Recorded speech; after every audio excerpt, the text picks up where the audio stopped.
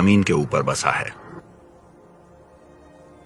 ये पत्थर एक विशाल स्पंज की तरह काम करते हैं। पानी नीचे रिसता है और धरती के अंदर इकट्ठा होता है, जमीन के सिर्फ कुछ 100 मीटर नीचे।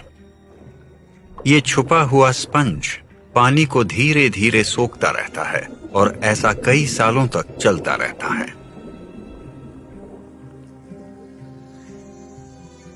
यही है ब्राजील के बोनीटो पूल्स, जहां कभी कभार हुई घास के मैदान की बारिशों को एक साल भर का ओएसिस बना दिया गया है।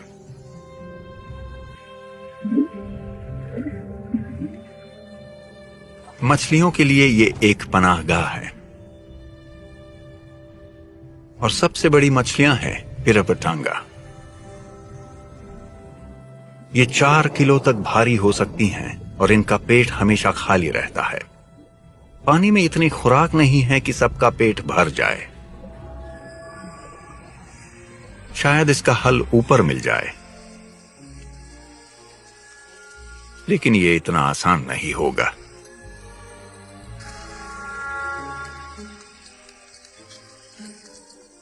कैपुचिन बंदर भी इन्हीं पानी के तालाबों पर निर्भर है।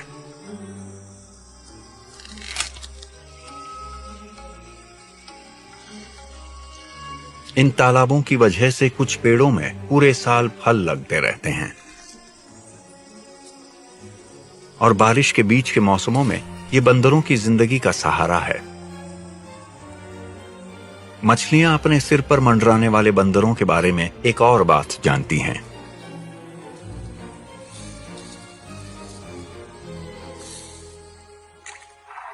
ये बहुत गंदे तरीके से खाते हैं।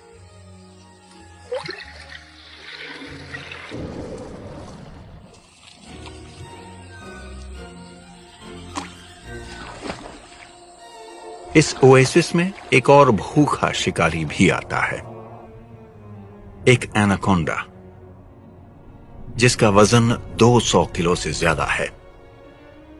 यह दुनिया का सबसे भारी सांप है। पानी के अंदर चलना उसके बड़े शरीर के लिए बहुत कम मेहनत वाला तरीका है और ये उसे अपने शिकार के पास चुपचाप पहुंचने का मौका देता है। लेकिन साफ पानी बंदरों की भी मदद करता है। उन्होंने पहरेदार बैठा रखे हैं।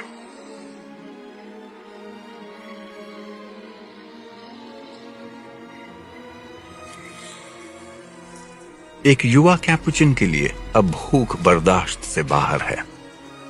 उसे एक गिरा हुआ फल दिख गया है।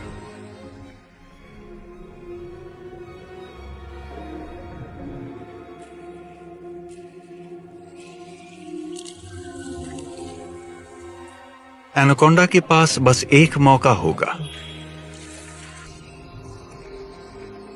उसे अपना वार बिल्कुल सही वक्त पर करना होगा।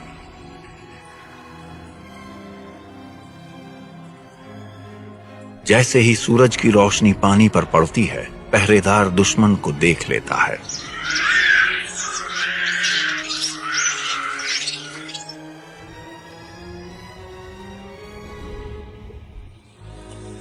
बंदर का खाना आज के लिए छूट गया। पिरापटांगा के लिए यह अच्छी खबर नहीं है, लेकिन जब तक आसमान साफ है, वो पेड़ पर लगे फलों को देख सकती हैं। अब उनके पास सिर्फ एक रास्ता है, छलांग लगाना।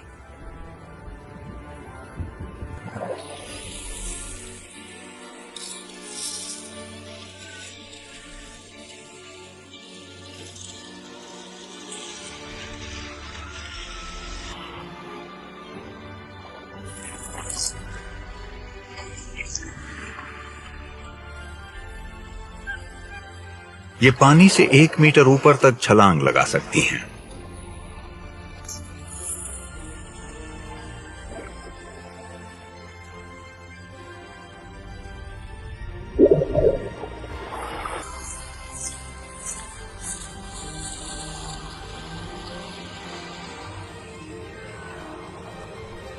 ये तालाब जानवरों को साल भर बारिश के अनिश्चित मौसम से जूझने का एक रास्ता देते हैं। और यहां से ये साफ पानी साउथ अमेरिका के डेड सेंटर की तरफ बहता है। समंदर से 1000 किलोमीटर दूर यहां कोई ठंडी हवा नहीं है। जब गर्मी और नमी मिलते हैं, आसमान की नदी बारिश के रूप में गिरती है।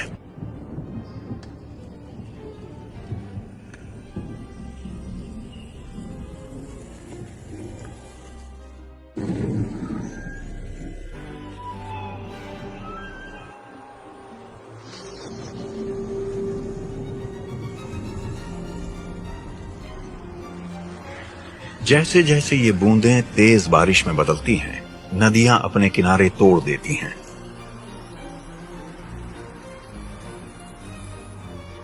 1,60,00,000 हेक्टेयर से ज्यादा जमीन अब पानी में डूबी हुई है। दुनिया का सबसे बड़ा वेटलैंड यह है पैंटेनल।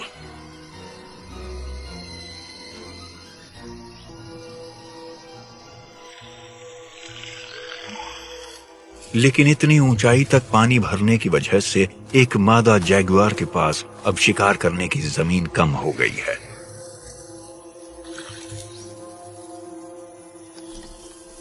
उसे जो चाहिए वो है कैपिबारा, दुनिया का सबसे बड़ा चूहा।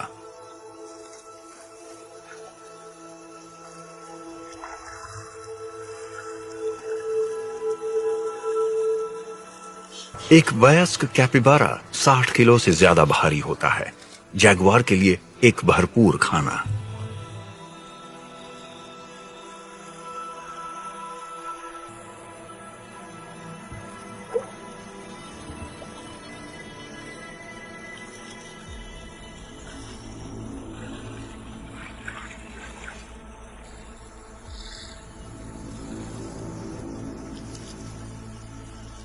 कैपिबारा के कंफर्ट जोन से बाहर है।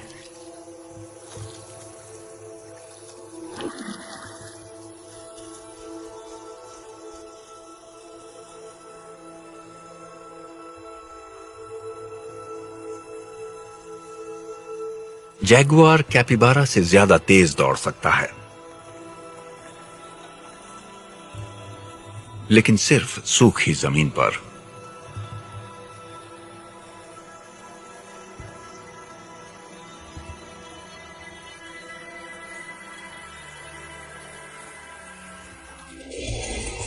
कैपिबारा के पानी में पहुंचते ही शिकारी के लिए कोई उम्मीद नहीं बचती। जैगुआर के लिए यह बाढ़ एक असुविधा है, लेकिन इन बड़े चूहों के लिए यह जन्नत है।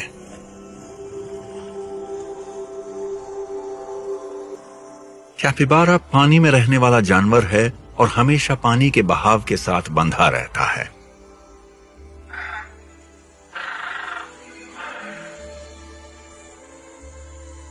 पैंटेनल के इन विशाल बाढ़ के मैदानों में एक और तोहफा भी छिपा है।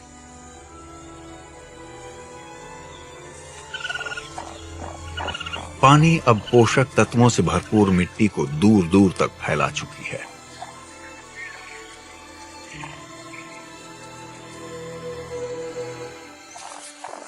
एक मां के लिए यह मौका है अपने बच्चों का पेट भरने का।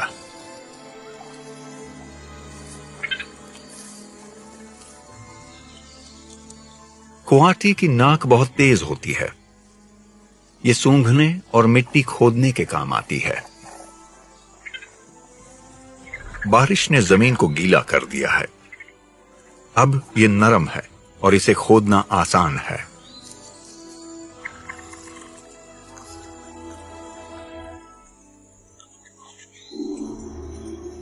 फ्रेश वाटर ईल्स अब भी सूखते हुए पानी के तालाबों के बीच रास्ता खोज रही हैं।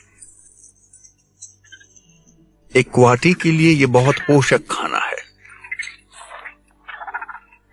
भले ही इसे पकड़ना थोड़ा फिसलन भरा हो।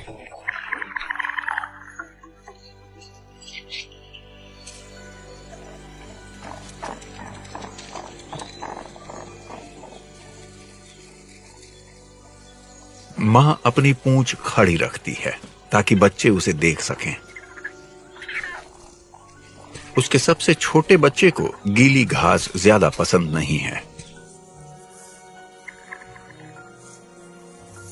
जब तक वो सूख न जाए, मां की पीठ ही उसकी सवारी है। फिलहाल ये बाढ़ के मैदान एक बढ़ती उम्र के क्वाटी के लिए भरपूर खाना दे रहे हैं, लेकिन जिस गीले मौसम पर ये सब कुछ टिका है वो अब गड़बड़ कर रहा है।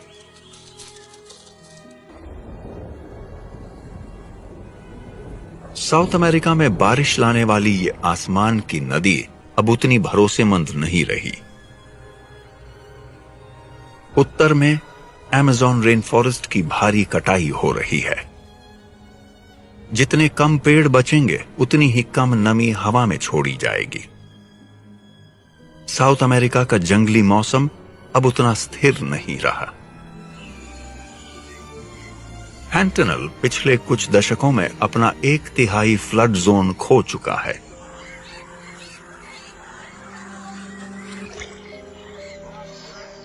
जानवरों को घटते हुए संसाधनों में ही गुजारा करना पड़ रहा है।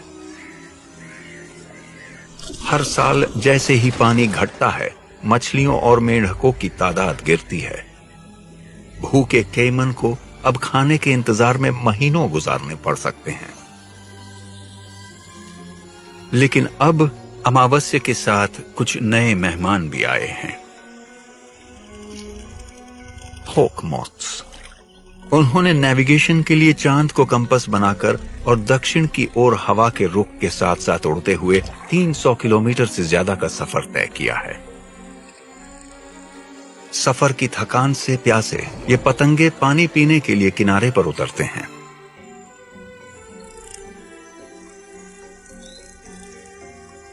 हमिंगबर्ड्स के आकार के ये पतंगे अपने पक्षी जैसे उड़ने के अंदाज और लंबे सफर के लिए मशहूर हैं। लेकिन फूलों से ये अपने लिए जरूरी मिनरल्स नहीं निकाल पाते। इसलिए कुछ पतंगे मगरमच्छ के नमकीन आंसू पीने की कोशिश करते हैं। एक खतरनाक चाल।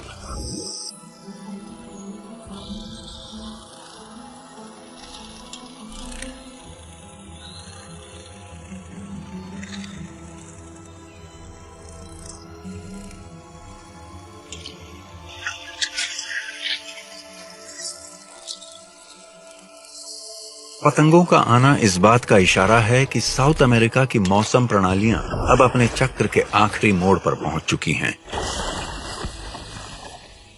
मगरमच्छ इन आसमानी मुसाफिरों का पूरा फायदा उठाते हैं, इससे पहले कि मौसम इन्हें कहीं और ले जाए।